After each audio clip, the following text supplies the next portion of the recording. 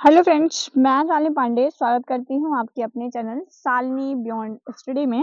और आज हम बात कर रहे होंगे आपके पेपर जो कि आपका पेपर है कैलकुलम एंड टीचिंग टेक्निक्स, मतलब ये पेपर नंबर 6 है आपका। और किस प्रकार के प्रश्न पूछे जाते हैं आपसे, बस वही सारी चीज़ों को दिखाने का प्रयास यहाँ पर किया गया है। मैं इसके बाद भी आपको एक सेशन जरूर दूंगी जिसमें मैं पूरा सिलेबस आपको रिवीजन करवा रही हूँ शॉर्ट टाइप के क्वेश्चन के माध्यम से। लेकिन ये सारे क्वेश्चन करवाने का सीधा सा एक पर्पज है कि आप पहले जान सके कि किस टाइप के प्रश्न आपके एग्जाम में पूछे जाते हैं। हम आप लोगों से बहुत बार कहते हैं कि आप प्रीवियस ईयर लगाइए। आप देखेंगे अभी आप ये प्रीवियस ईयर करेंगे, मैंने 2-3 सालों का ऐड किया है 2020 तक के। और अगर हम बात करते हैं 2022 और 2024 मतलब 2022 और 2023 के पेपर मैंने अपने YouTube चैनल पर करवा रखा है, इसीलिए मैंने 2020 तक के पेपर को यहाँ पर इंक्लूड कर रखा है। अगर आपने नहीं देखा है तो आप एक बार जरूर जो है वो जो प्रीवियस ईयर क्वेश्चन सीरीज की प्लेलिस्ट है उसमें चेक करिएगा, आपको मिल जाएगा। तो यहाँ पर पहला क्वेश्चन आपका है कि श्रवण बाधित छोटे बच्चों में प्रारंभिक मौखिक भाषा विकास के लिए प्रतिरूपण जो कि प्रतिमान होता है, मतलब एक मॉडल होता है, क्या यह एक रणनीति है बच्चे की मौखिक भाषा के डेवलपमेंट के लिए? तो ये बिल्कुल सही हो जाएगा। देखिए, छोटे बच्चे हैं प्रारंभिक स्तर पर, तो ये जो मॉडल्स होते हैं, जो नमूना होता है, इन नमूनों के माध्यम से हम क्या कर सकते हैं, जैसे हम कोई मॉडल ले आए, कोई नमूना ले आए, ठीक है, या कोई चित्र ले आए, तो इसके माध्यम से ये सारे टीएलएम का काम करते हैं और इसके माध्यम से मॉडलिंग के माध्यम से हम बच्चे की मौखिक भाषा का विकास जो है वो करने में वो सहायक होता है। बहुत ज्यादा बेनिफिट तो नहीं होता है, लेकिन कुछ हद तक जो है वो लाभ पहुंचाने का काम करता है। तो ये आपका पहला सही हो जाएगा। अगला है, श्रवण बाधित छोटे बच्चों के अध्ययन प्रक्रिया में अभिभावकों की भूमिका को कम नहीं समझा जाता है। अब देखिए, यहाँ पर आपको एक बात समझने की है कि आप देख रहे होंगे, मैं आपको और भी सारे प्रश्न कराऊंगी और मैं आपको बताऊंगी कि यहाँ पर ज्यादातर जितने भी प्रश्न पूछे जाएंगे वो आपकी अंडरस्टैंडिंग पे बेस्ड होगा। अब आपको नहीं पता है कि मतलब आप जानते हैं ना कि मतलब एक माता पिता जो होते हैं ना, वो हमारे पूरे डेवलपमेंट में उनकी महत्वपूर्ण भूमिका होती है। तो जो मतलब अध्ययन की प्रक्रियाएं हैं उसमें तो माता पिता की भूमिका जितना टीचर की होती है सेम उतना या उससे कहीं अधिक हम कह सकते हैं पेरेंट्स की होती है, क्योंकि बच्चा तो थोड़े टाइम के लिए विद्यालय में अध्ययन के लिए जा रहा होता है, लेकिन घर पर तो मैक्सिमम टाइम रहता है। तो बच्चे को सिखाने में, अध्ययन का मतलब है यहाँ पे बच्चे की लर्निंग प्रोसेस में ज्यादातर भूमिकाएं माता पिता की होती है। तो हम बिल्कुल कह सकते हैं कि हम पेरेंट्स की भूमिकाओं को कम नहीं समझ सकते हैं। पेरेंट्स भी इक्वली पार्टिसिपेट करते हैं बच्चे की लर्निंग को इनहेंस करने में, ठीक है। तो ये बिल्कुल आपका राइट हो जाएगा। आपको चीजों को रटना नहीं है, जब भी क्वेश्चन को पढ़े बिल्कुल पढ़ करके समझिए कि आखिर ये कह क्या रहा है। अगर आपको ठीक से प्रश्न पढ़ने आ गए ना, तो आप वहां पर 50% क्वेश्चन तो सिर्फ अपने प्रश्न पढ़ने के तरीकों से ही सॉल्व कर जाएंगे, ठीक है। तो ऐसे अंडरस्टैंडिंग बेस्ड क्वेश्चन पूछे जाते हैं। प्रश्नों को पढ़कर समझने का प्रयास करिए कि क्या पूछा जा रहा है। अगला है, पठन या भाषा ग्रहणशील रिसेप्टिव रूप होता है। अभी आपको यहाँ पर एक चीज समझनी है, आपने पढ़ा होगा भाषा के कौशल, ठीक है, स्किल ऑफ लर्निंग पढ़ा होगा, तो उसमें 4 प्रकार की आपने पढ़ा होगा, LSRW के बारे में पढ़ा होगा, listening, speaking, reading and writing, ठीक है। तो ये 4 आपने कौशल पढ़े होंगे। और आप जानते हैं कि इसमें से 2 ऐसे कौशल हैं जिनके माध्यम से हम अभिव्यक्त करते हैं, ठीक है, और 2 ऐसे कौशल है जिनके माध्यम से अभिग्रहण करते हैं।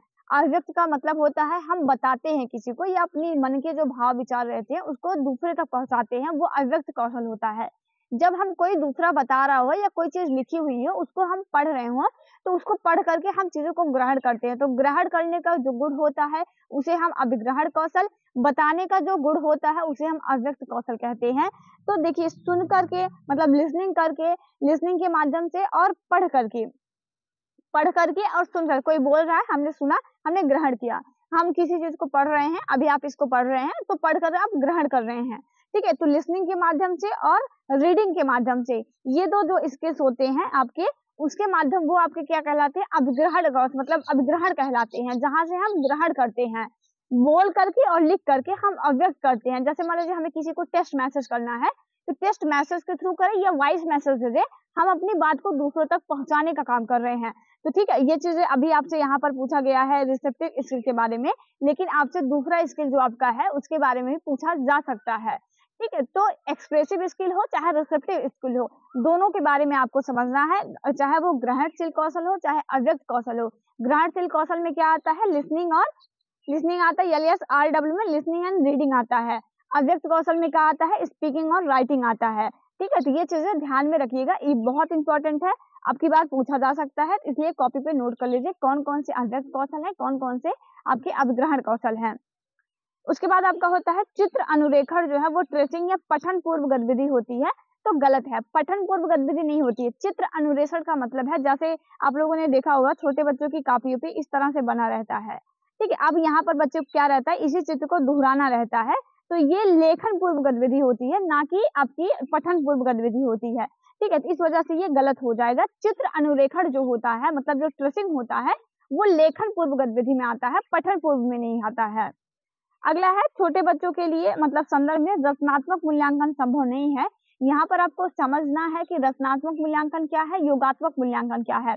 इन सारे क्वेश्चन के माध्यम से मैं आपके बहुत सारे ऐसे जो कॉन्सेप्ट क्लैरिटी होगी वो भी करते चलूंगी। भले ही क्वेश्चन को सॉल्व करने में मुझे ज्यादा टाइम लग जाए, लेकिन फिर भी मैं आपको इसी तरह से चीजों को करवा रही हूँ ताकि आप क्वेश्चन को समझ पाए कि आखिर ये हमसे पूछ क्या रहा है।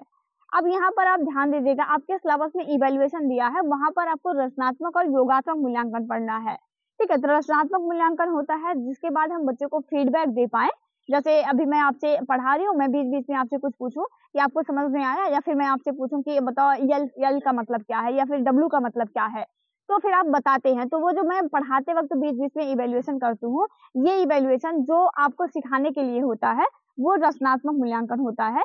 योगात्मक मूल्यांकन होता है जब आपने सब कुछ पढ़ लिया, अभी आप जो सब कुछ पढ़ लिए हैं, साल भर की मेहनत है आपकी, ये साल भर आपने पढ़ रखा है, अब आप फाइनल आप एग्जाम दे रहे थे। ये जो फाइनल एग्जाम आपका होता है जिसके बाद आपको ग्रेड दिया जाता है, जहां पर अब आपके अंदर सुधार लाने की प्रक्रिया नहीं की जा रही है, आपने साल भर में कितना सीखा है यह जांचने के लिए आपका इवैल्यूएशन किया जा रहा है, तो वो योगात्मक मूल्यांकन होता है। तो कहा है कि छोटे बच्चों के संदर्भ में रचनात्मक मूल्यांकन संभव नहीं है। तो क्यों नहीं संभव है, क्यों? हम छोटे बच्चों को जो है फीडबैक नहीं देते हैं, बिल्कुल देते हैं। तो स्वर्ण बाधित बच्चा है या कोई नॉर्मल बच्चा हो, दोनों के बच्चों के परिपेक्ष में रचनात्मक मूल्यांकन बहुत अच्छा इवैल्यूएशन होता है बच्चे की चीजों को सुधारने के लिए, ठीक है। तो ये आपका यहाँ पर गलत हो जाएगा। हम कर सकते हैं, चाहे वो नॉर्मल बच्चा हो, चाहे वो हियरिंग इम्पेयर्ड बच्चा हो, दोनों के लिए रचनात्मक मूल्यांकन होता है, तो ये गलत हो जाएगा। अगला है अभ्यासक्रम और पाठ्यक्रम एक जैसे नहीं होते हैं। आपको यहाँ पर कैरिकुलम एंड सिलेबस पूछा है कि कैरिकुलम जो है आपका सिलेबस जो है, मतलब ये आपका होता है सिलेबस और ये होता है आपका कैरिकुलम। आपको कंफ्यूज नहीं होता है, अभ्यासक्रम दे, विषय वस्तु दे, सिलेबस दे, एक ही मतलब है। पाठ्यक्रम दे, पाठचर्या दे, एक ही मतलब है, ठीक है। तो ये चीजें ध्यान में रखिएगा, चाहे वो कहे कि पाठचर्या या क्या है पाठ्यक्रम, इसका मतलब कैरिकुलम से ही लगाइएगा। अगर वो सिलेबस कह रहा है या विषय वस्तु कह रहा है, अभ्यासक्रम कह रहा है, उसका मतलब आप सिलेबस से ही लगाइएगा, ठीक है। तो ये दोनों एक जैसे नहीं होते हैं, तो बिल्कुल सही है, एक जैसे नहीं होते हैं, इनमें डिफरेंस होता है, ठीक है। आप बहुत अच्छे से इन दोनों में डिफरेंस भी पढ़ लीजिएगा। हमने टेलीग्राम ग्रुप पर इन दोनों में डिफरेंस भेज दिया है, आप वहां से इन चीजों को कर लीजिएगा। तो ये था आपका पेपर जो कि 2020 दिसंबर 2020 का आपका पेपर था। तो ये आई होप आपको क्लियर हो गया होगा। इसी तरह से आपको प्रश्नों को पढ़ना है, ये पूरी तरह से सेम ही है ये चीजें, ठीक है। और इंग्लिश हिंदी में दोनों मैंने ऐड कर रखा है ताकि पढ़ने में अगर कोई भी क्वेश्चन प्रॉब्लम हो तो दिक्कत ना हो। अगला हम बात करते हैं, अगला पेपर है आपका जिसमें बताया है कि मूल्य मापन हेतु निर्णय करना जो है, मतलब मूल्य मापन जो होता है वो निर्णय करना उसका मतलब होता है। यहाँ पर देखेंगे एक बार, purpose of evaluation is to make judgement. तो पर जो आपका अगर हम बात करते हैं तो जो इवेल्युएशन होता है उसका मेन पर्पज ये नहीं होता है कि हम सिर्फ जजमेंट करें कि क्या बच्चा कितना ज्यादा सही है कितना ज्यादा गलत है। उसका मतलब होता है फीडबैक देना, उस बच्चे की गलतियों में सुधार करना, ठीक है। सिर्फ जजमेंट के लिए नहीं होता है, जैसे आप सिर्फ ये ना बताए कि हाँ ये बच्चा जो है वो गवार है या इसको कुछ नहीं आता है, सिर्फ जजमेंट नहीं होता है, ठीक है। तो ये यहाँ पर गलत हो जाएगा। अगला है अभ्यासक्रम विषय वस्तु का एक प्रारूप होता है। इसको हम इसलिए जानबूझकर इंग्लिश में ऐड किए हैं क्योंकि आप देखेंगे ना, इसको पढ़ना ना मतलब इसके हिंदी को समझना थोड़ा सा टिपिकल लग रहा था, इस वजह से मैंने इंग्लिश को भी ऐड कर दिया। लिखा है syllabus is the outline of the content. तो बिल्कुल सही है, जो सिलेबस होता है वो आउटलाइन होता है पूरे मटेरियल का, जो भी दिया रहता है उस पूरे मटेरियल का जो कंटेंट होता है वही आपका सिलेबस होता है। नेक्स्ट क्वेश्चन है आपका, अब पाठ्यक्रम जो है वो समाज के संस्कृति को प्रतिबंधित करता है। तो बिल्कुल जो पाठ्यक्रम होता है, ठीक है, वो समाज की जो संस्कृतियां हैं उसको भी प्रतिबंधित करता है, तो सही हो जाएगा। मतलब रिफ्लेक्ट करता है जो कल्चर्स होते हैं उस कैरिकुलम। तो कैरिकुलम का मतलब एक ब्रॉड कॉन्सेप्ट होता है। कैरिकुलम मतलब जहाँ पर हम विद्यालय गतिविधियों से लेकर वो समस्त गतिविधियां उसमें इंक्लूड होती है जो बच्चे के हितार्थ के लिए हो, जो उसके कल्याण के लिए हो, चाहे वो खेल के मैदान में कुछ सीख रहा हो, चाहे वो विद्यालय के अंदर क्लासरूम में कुछ सीख रहा है, सब कुछ उसके कैरिकुलम का पार्ट होता है। तो संस्कृतियों को भी वो रिफ्लेक्ट करता है।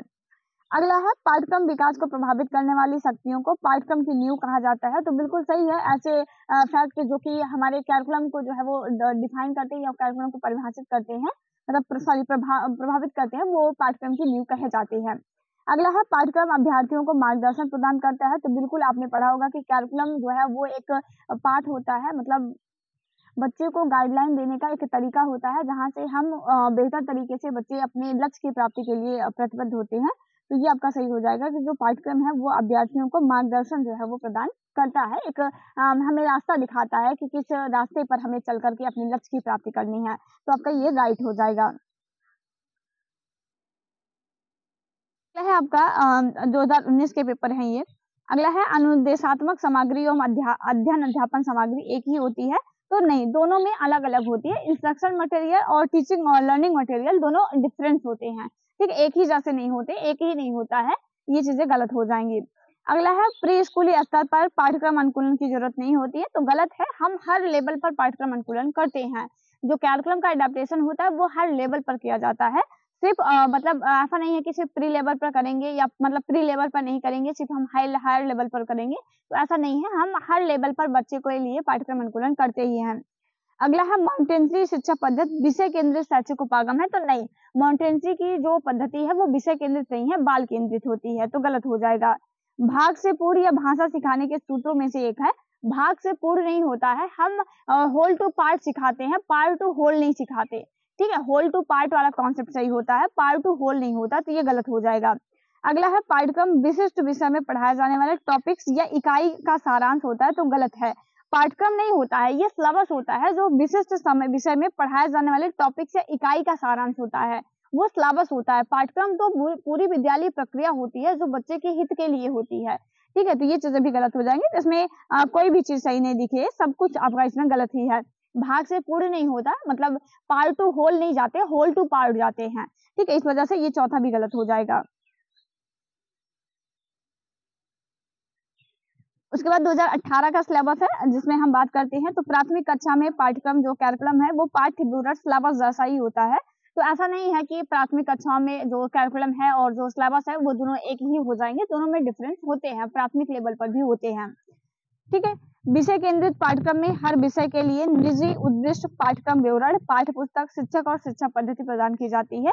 तो सही हो जाएगा। विषय केंद्रित पाठ्यक्रम का मतलब होता है जो आपने टीचर सेंटर पढ़ा होगा, ठीक है, और सेम ऐसे ही होता है विषय केंद्रित, जहाँ पर विषयों को जो सिलेबस में दिया गया है वो ज्यादा इंपॉर्टेंट होता है और टीचर भी प्रतिबद्ध होता है उसी सिलेबस को कंटिन्यू करने के लिए। अगला है स्पाइरल कैरिकुलम में कोई एक विषय कैरिकुलम के केंद्र में होता है और बाकी विषयों का अध्ययन उस विषय से संबंधित कुंडलीकार होता है। तो ये भी सही हो जाएगा। स्पाइरल कैरिकुलम होता है आपका जैसे इस तरह का जो कैरिकुलम होता है कि हम जो प्रीवियस नॉलेज होता है, मतलब बच्चे का जो प्रीवियस नॉलेज होता है उसी प्रीवियस नॉलेज को आधार बनाकर कोई न्यू नॉलेज उसे दे रहे होते हैं। हम कोई भी टॉपिक पढ़ाते हैं तो बच्चे का प्रीवियस नॉलेज से ऐड करते हुए आगे बढ़ रहे हैं। जैसे मान लीजिए हमने कोई एक टॉपिक पढ़ा है, हमने A for apple, B for ball, C for cat ऐसे बच्चों को पढ़ाया था। अब हम इन्हीं चीजों को जोड़ जोड़कर बच्चों को एप्पल जो है वो पढ़ाना सिखाएंगे। तो जो स्पाइरल कैरिकुलम होता है उसमें मतलब जो भी विषय रहते हैं उस विषय के ही प्रीवियस नॉलेज के साथ उसको ऐड करते हैं और धीरे धीरे हम बच्चे को जो है वो चीजें पढ़ाते हैं। तो इस प्रकार की एक कुंडलीकार आकार में हम बच्चों को जो है वो बिल्ड करते हैं, ताकि बच्चे का प्रीवियस नॉलेज ऐड करेंगे, कुछ नया सिखाएंगे, फिर प्रीवियस नॉलेज ऐड करेंगे, कुछ नया सिखाएंगे, इस तरह से हम बच्चे के ज्ञान को टिपिकल करते जाते हैं। तो आपका सही हो जाएगा।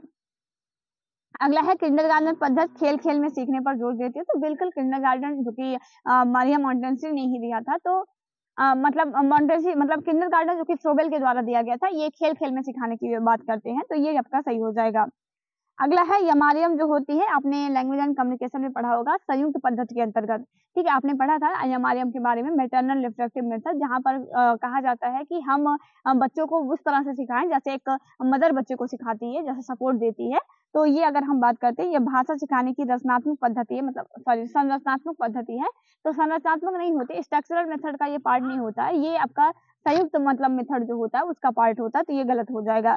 तो ये था आपका कुछ पेपर जो कि मैंने आपको बस ये दिखाने के लिए कि जो क्वेश्चन पूछे जाते हैं वो आपको थोड़ा-सा थ्योरी पर ध्यान देना होगा, लेकिन ज़्यादातर अपनी अंडरस्टैंडिंग को बिल्ड करना होगा, समझने का प्रयास करना होगा कि क्या पूछा जा रहा है।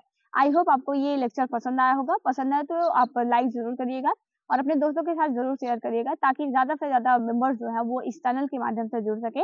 उससे मुझे भी मोटिवेशन मिलेगा और आप लोगों के लिए भी जो है आपके दोस्तों के लिए भी थोड़ा-सा अच्छा हो जाएगा, उन्हें एक बेहतर प्लेटफ़ॉर्म मिलेगा सीखने का। तो मिलेंगे एक नया वीडियो में किसी नई जानकारी के साथ, तब तक अपना ख्याल रखिए और अपनी लर्निंग को बेहतर करते जाएँ। जय हिंद, वंदे मातरम।